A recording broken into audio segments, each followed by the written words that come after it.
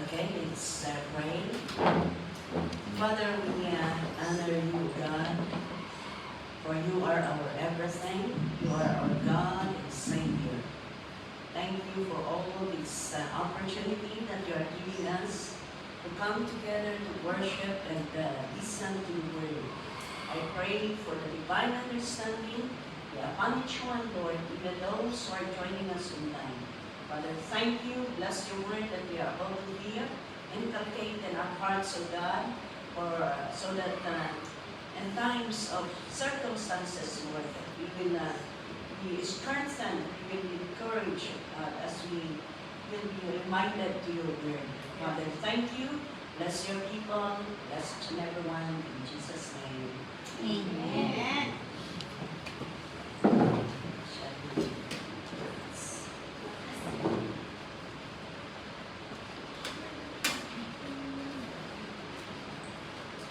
Hallelujah. Good afternoon. Good afternoon. Good afternoon din sa mga. Praise the Lord. Hallelujah. And our topic, sino ba ang nagmamahal kay Lord? Amen. Siyempre naman. Nagmamahal kayo kay Lord, kaya nandito kayo. Yeah?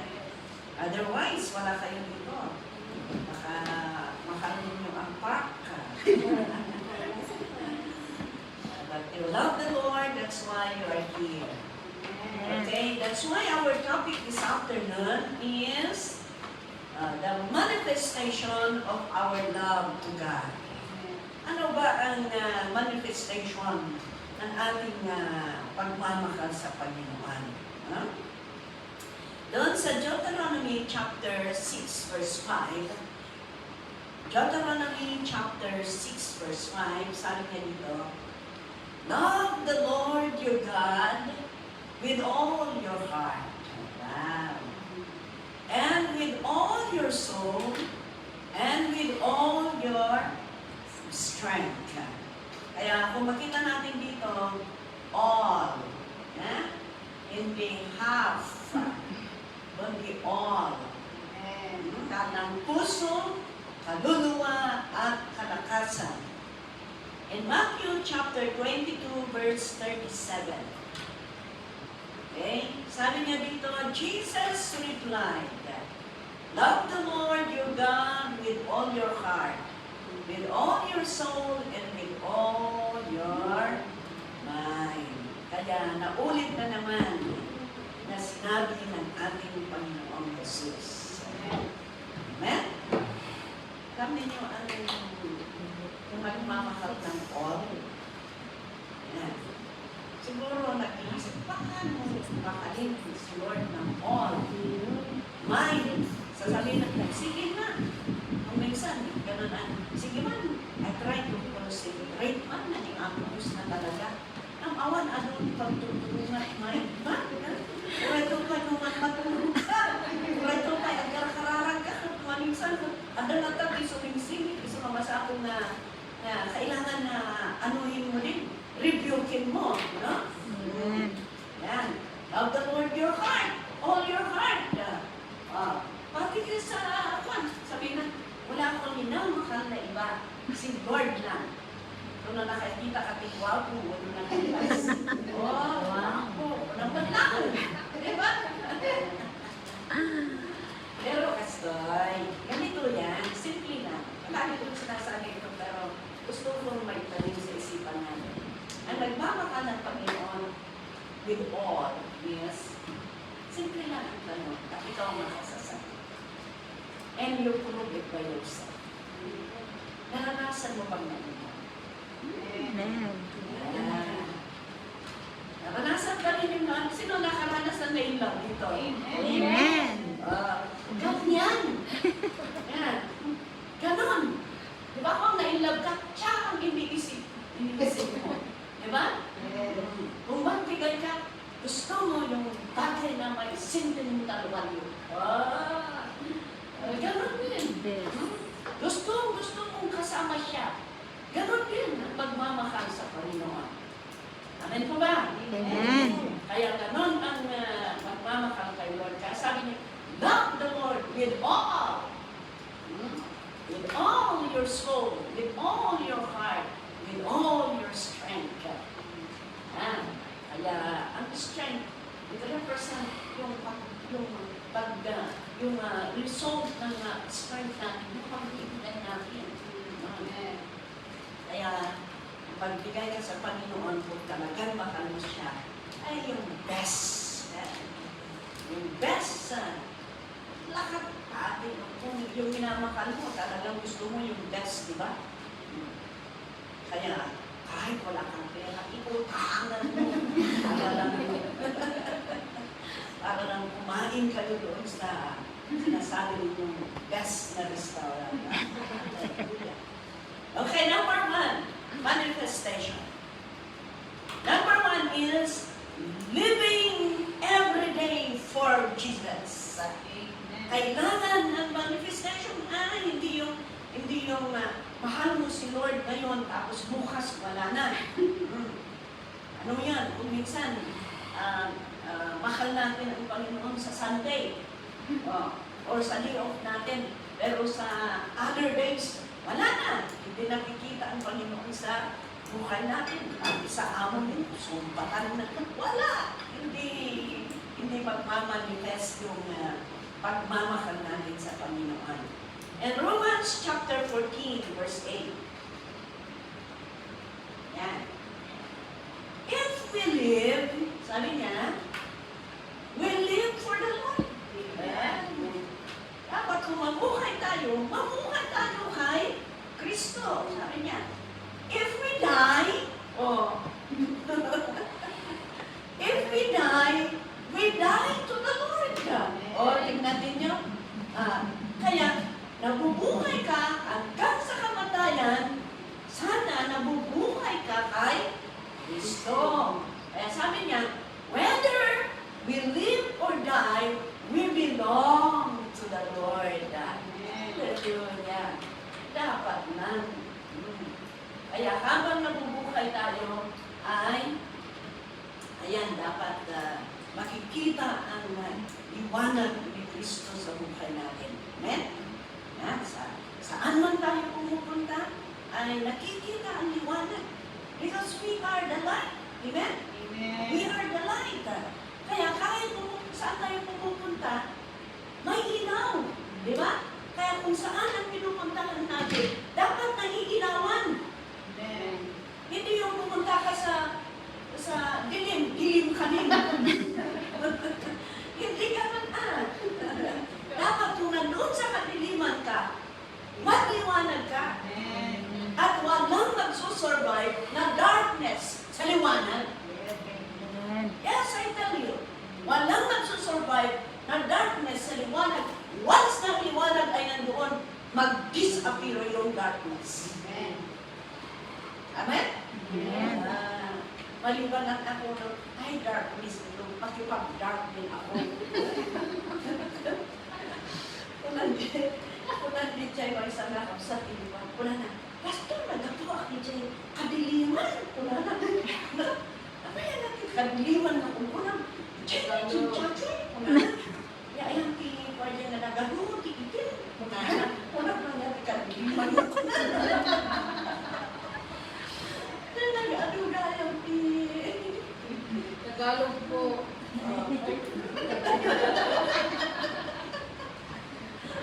Hindi, yung kapatid natin sabi ko na, galing ako, Pastor, galing ako sa kadiliman.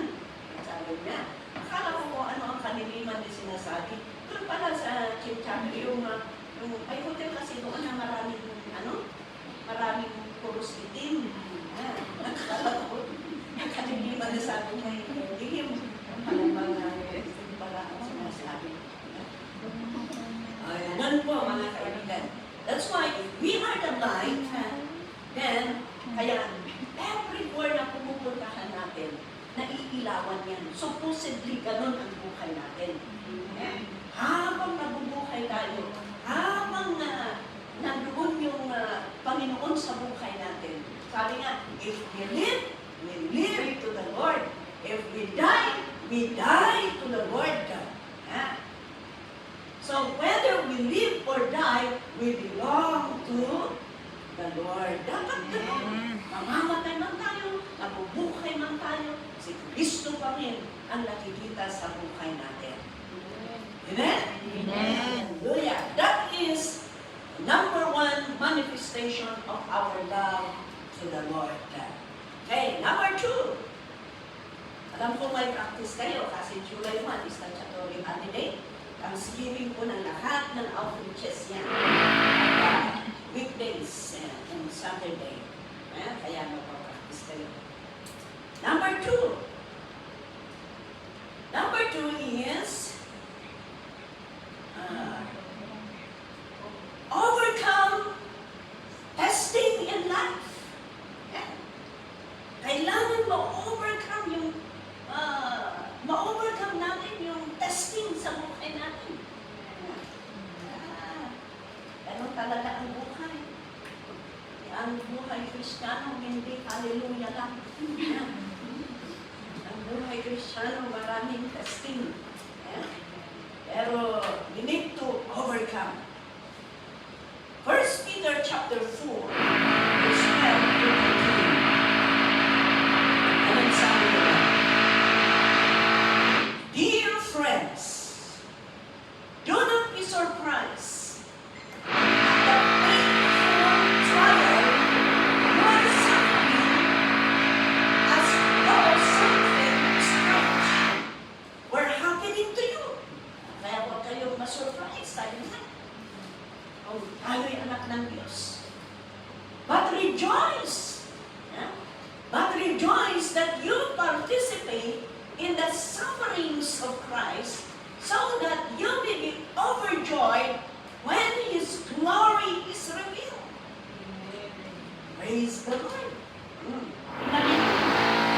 Huwag kayong masurprise sa mga painful, sa mga trials na nangyayari sa sabi ng Panginoon. Pero sabi niya, but rejoice! Pero mag-anak kayo dahil that you participate in the suffering of Christ. Yan pala, kung tayo pala ay nag-testing, kung tayo pala ay nagsasuffer, kung tayo pala ay nai-experience natin yung testing sa ating paglilingkod sa Panginoon, yan pala ang participation natin. Listen. Yan pala ang participation natin sa suffering of Christ para tayo'y maligtas. So, ibig sabihin, kung wala kang testing, kung wala kang suffering, wala kang participation. Oh. Wala kang participation. Pero kung natitesting ka, dahil sa paglilingkod mo sa Panginoon, may participation ka sa suffering ni Jesus Christ. Kaya, ang attitude pala natin kung darating ang testing, Lord, I thank you because I feel what you feel. Yeah? I'm experiencing the portion of your suffering. Hallelujah. Yeah? Kaya sabi niya, so that you may overjoy when His glory is revealed. It is a part of rewarding pala. Yung matesting natin, matesting tayo, dahil sa paglilingkod natin sa Panginoon. Iso nga, lugi pala ang hindi natetesting. Lugi pala ang walang trials. Kaya, overcome testing in life. Kaya yan ang isang manifestation na talagang mahal natin sa Panginoon. Mahal natin ang Panginoon. That's the reason why we are willing to participate His suffering. Amen? So nga, kaya huwag mong sasabihin, go away, trials in my life. Yeah. Don't come, go away. Hindi ganun ang prayer natin. Ang prayer natin is, Lord, help me to overcome. Help me to overcome. Kasi kung ma-overcome babalik. Kung pinapalayas mo lang, mamayanan ko na naman. Pinapalayas mo, mamayanan ko na naman. Pero kung na-overcome mo, sabi niya, ay, hindi na ako babalik dahil hindi ko na kaya. Amen. Amen? Amen. Romans chapter 12, verse 21. Yan. Do not be overcome by evil. Do not overcome by evil, but overcome evil with good. Overcome evil with good. Praise the Lord. Tingnan na natin yung, ano ba katuloyan niya?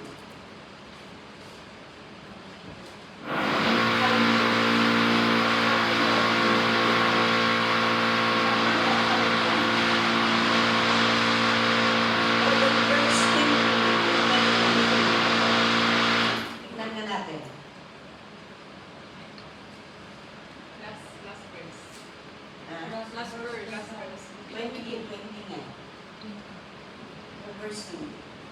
Ayan. Ito. And the final way is the enemy is coming. Hindi.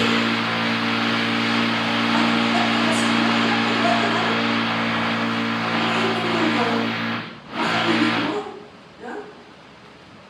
pero sabi niya, feed him.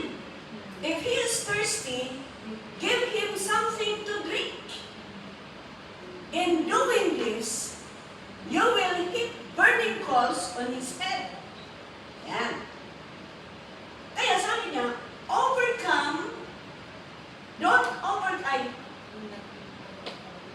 do not be overcome by evil, but overcome evil with good. Yan. Huwag kang patalo, kundi tatalunin mo ang demonyo sa pamamagitan ng paggawa mo ng good. Kaya doon sa verse 20, kung ang kaaway mo ay gutom, pakainin mo. Yan. Kung siya ay uhaw, painumin mo. Yan. Dahil sa pamamagitan nito, you are, in doing this, you will heap burning coals on his head. Anong ibig sabihin yan? Sa pamamagitan ng pagpapainom mo, pagpapakain mo, kahit siya'y kaaway mo, naglalagay ka ng burning coals dito. Yan, yung uling na naglalagablag, naglalagay ka dito. Anong ibig sabihin yun? Di ba, kung naglalagay ka dito, di mapukuran, di ba? Di ma-burn yung ulo niya.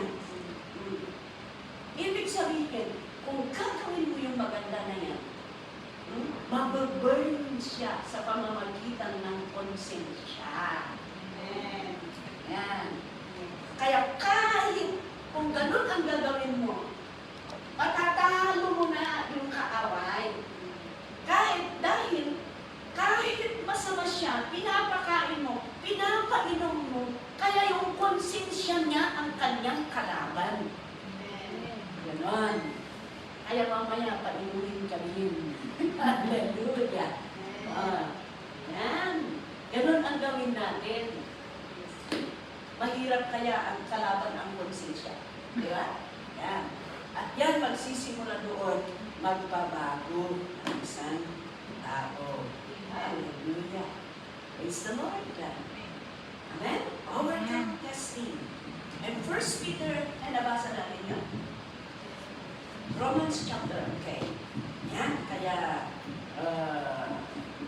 praise the Lord dahil ganun ang gawin natin. Overcome the enemy with good. Hindi yung ganito ang ginagawa mo sa akin. Titikman mo ano ang ginawa mo sa akin. Ano? Yan. And that is the manifestation of our love to the Lord. And we are sharing the love of God because God loves us. And we are sharing the suffering of the Lord. That's why we are rejoicing even in times of trouble. Number 3. Mas masatapos na tayo. Number 3 is victorious living in Christ. Yan ang yan ang manifestation ng ating pagmamahal. Victorious tayo. Kahit maraming problema. Sabi ni sister, paano na kaya ito? Mauulos ka na sa mauulos ka pagkain, mauulos ka pagbayan ng bill, pagbayan ng tuition, pagbayan, mauulos ka yan, bayan ng bill. Hallelujah, praise God. Hallelujah, makakaraos ka din. Kahit we are surrounded with the testing in life, pamilya, at ibang we need to be victorious. Kaya Lord sa James chapter 1, verse 12. Blessed is the man who perseveres under trial. Because when he has stood the test, he will receive the crown of life that God has promised to those who love Him. O, tingnan niyo. Kaya yung nagmamahal sa Panginoon, may pangako at may pangako ang Panginoon. Kaya sabi niya, mapalad ang tao na talagang nag-persevere under trials. Dahil pagkatapos na yun, kung tinayuan mo ang pananampalataya mo, he will receive the crown of life that God has promised to those who love Him. Amen. Thank you, Lord. Kaya kailangan magiging victorious tayo. Alam niyo mga kaibigan, wala tayong ibang pinagkukuputan ng kalakasan kundi ang Panginoon. Yes. Kung wala ang Panginoon, wala talaga. Alam niyo, I just came from Japan. Ang mga Japanese people, handa nila happy.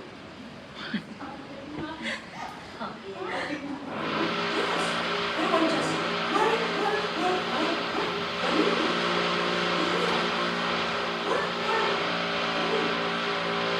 Kaya, alam niyo, ang daming, according to the Japan is very high ang survey sa depression. Depression. And you know, not only Japanese people, even sa mga Pilipino, parang ano din yung nagtatransfer yung espiritu. Ganun. Maraming nadidepress. But, you know, that's why it's very, very important na talagang ang Panginoon, ang Espiritu ng Panginoon, ay palaging yan ang natatrabaho sa buhay natin. Because without Him, alam niyo, because of family problem, problema sa trabaho, problema sa amo, problema sa anak, problema sa nanang at tatang, problema pala ang asawa, problema pala ang tatang asawa, nanang asawa, pamagyanan, gano'n. No? Tapos problema pa ang katabi mo.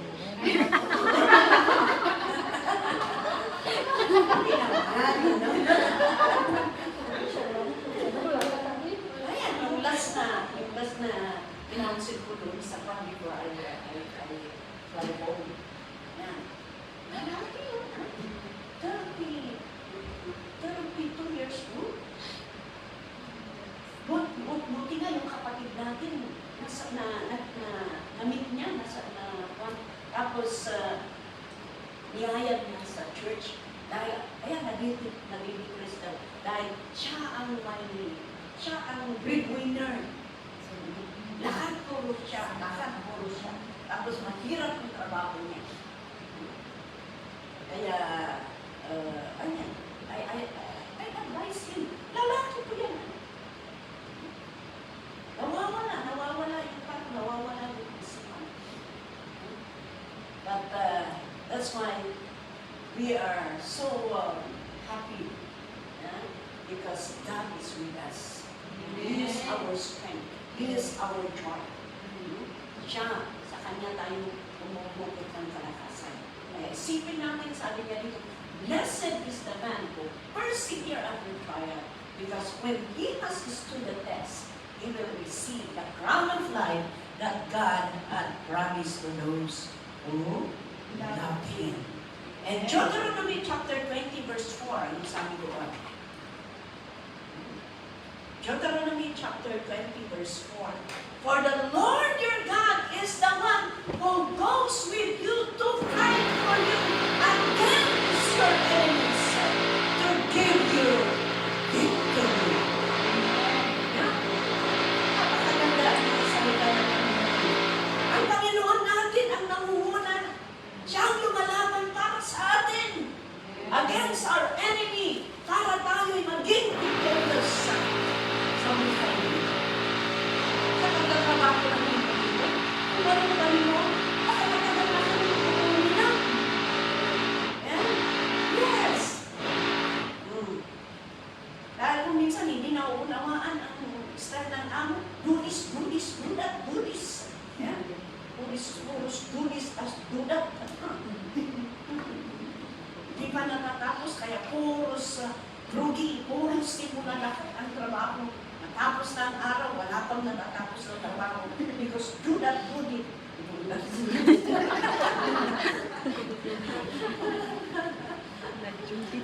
Hallelujah.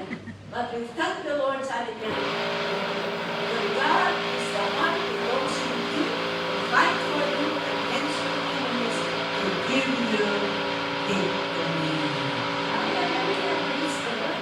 Napakasarap ng pakinggan na nangunguna ang Panginoon para tulungan tayo. Siya ang nakikipagbaka para mabigyan tayo ng victory. Hallelujah. Praise the Lord. 1 Corinthians chapter 15, verse 58. Ang sabi doon. But thanks be to God, He gives us the victory through our Lord Jesus Christ. Siya kasi ang kalakasan natin. Siya ang ating lahat-lahat. Kaya, kung wala siya sa buhay natin, wala, talunan tayo. But because siya po ay nangunguna sa buhay natin, that's why lumilipas ang araw, hindi natin namamalayan. Yeah? Hindi natin namamalayan, kahit maraming pagsubok sa buhay, pero makikita natin, nakakayanan natin ang mga bagay-bagay na lumarating sa buhay natin. Amen? Amen? Hindi kami lang. Kami din ang dami. Pero salamat kay Lord. We can still smile. We can still praise the Lord. Because we know that He is our victory. Hallelujah. Romans chapter 12. Ay, hindi. Iba pala. Revelation, I should say. Revelation chapter 3. Sabi niya dito, alam niyo itong parako ng Panginoon. He who overcomes will, like them, be dressed in white. I will never blot out his name from the book of life, but will acknowledge his name before my Father and his angels. Wow! Kaya kailangan maging overcomer tayo. Amen. Magiging overcomer tayo. So that our name will not be locked out from the book of life. But there will be a time that the Lord will acknowledge our name. Yeah? before His Father and His angels. Purihin po ang Panginoon. Amen. Hallelujah. Siguraduhin natin, na hindi ma-erase ang pangalan natin. Alam niyo, even our name can be deleted. Kung hindi natin talagang alagaan ang ating pananampalataya, kung hindi natin talagang alagaan ang ating faith sa Panginoon, mawawala. Mag-delete yung pangalan natin sa aklat ng buhay. Tingnan ninyo ang cellphone ninyo, pwede ma-delete ang pangalan, di ba? Ganun din, kung hindi natin ingatan ang ating pananampalataya.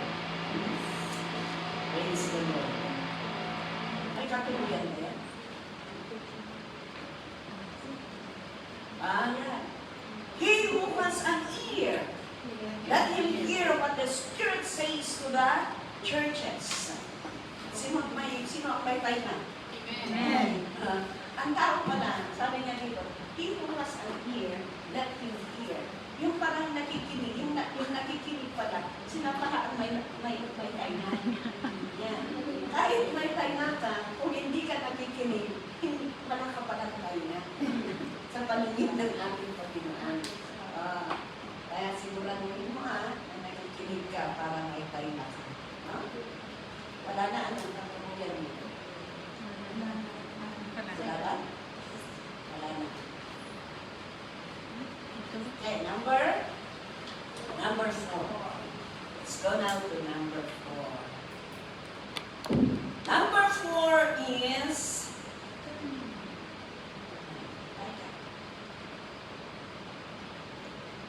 Revelation chapter number 4. Nabasa ba natin yung ano?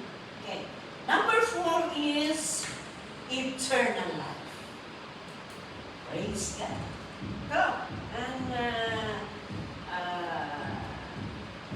bilang isang anak ng Diyos na talagang mananampalataya sa Panginoon, there is eternal life. In John chapter 10, verse 27 to 29, sabi niya dito, my sheep listen to my voice.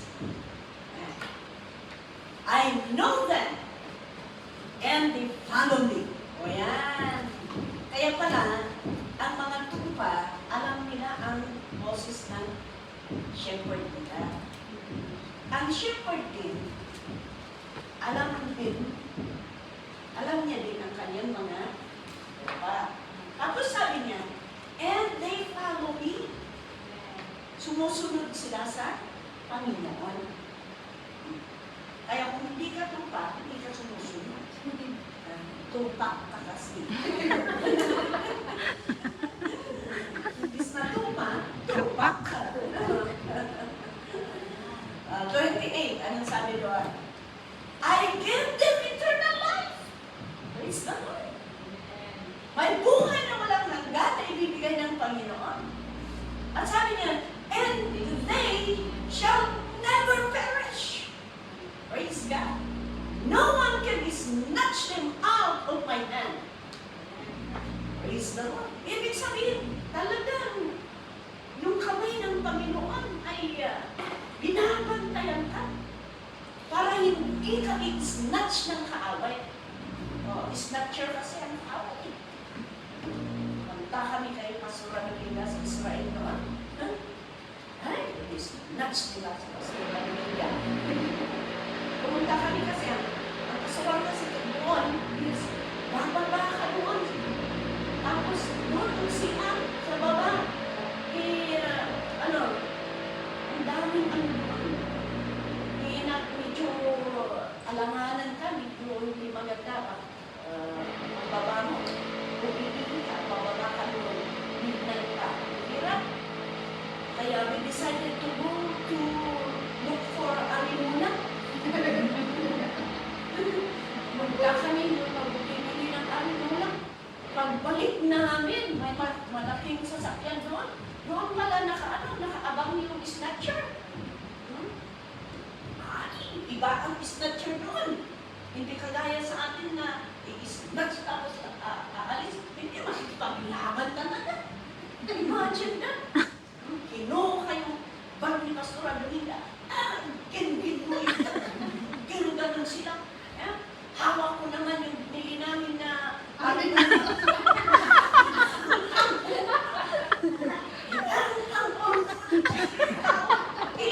ito piyan yun. Ang tangkad-tangkad niya. Hindi ko maabot. Ay, sabi ko, Lord, forgive me. Dito daw sa kanila ako nakapatid.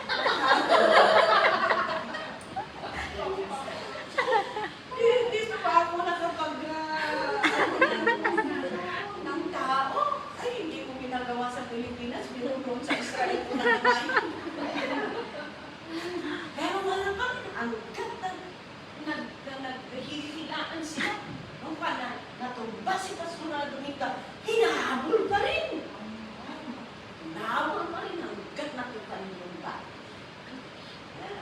Grabe ang snatcher noon. Grabe ang snatcher. Umuwi kami. Akala mo, I think Israel is holy land. Why is it that there are many snatchers? Sabi ni Pastor Adolinda. Oh, no. Sabi yung driver, the land is only the holy.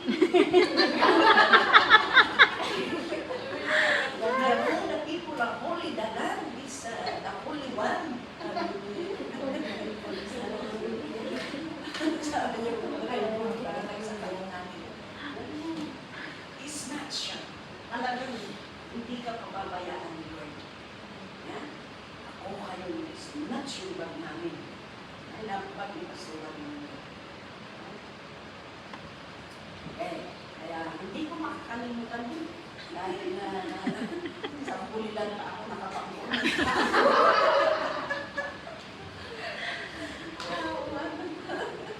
Magigit kaya. Snatcher ng gawin. But you see, sabi niya dito, no one can snatch him out of my hand. May-snatch man yan, pero hindi tayo may-snatch sa kamay ng aming Panginoon. I give them eternal life, and they shall never perish. No one can snatch them out of my hand. Verse 29. Ano sabi sa verse 29? My Father, you see, aside from Jesus, my Father who has given them to me is greater than all. No one can snatch them out of my Father's hand. Kanina?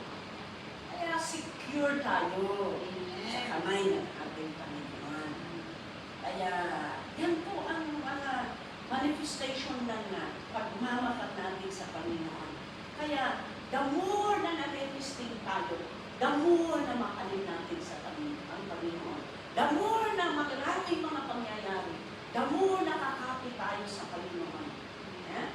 Yes. Hindi sana kumukupas yung pagmamahal natin sa Panginoon. Dahil yan po ang ating weapon.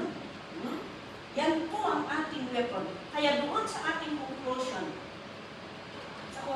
natin, doon sa Psalm chapter 91,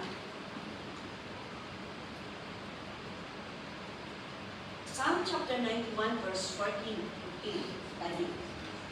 Because He loves me, says the Lord, I will rescue Him. See? I will rescue Him. I will protect Him. For He acknowledges my name. Verse 14 and 15. He will call upon me, and I will answer him. I will be with him in trouble. I will deliver him and honor him. Tingnan niyo.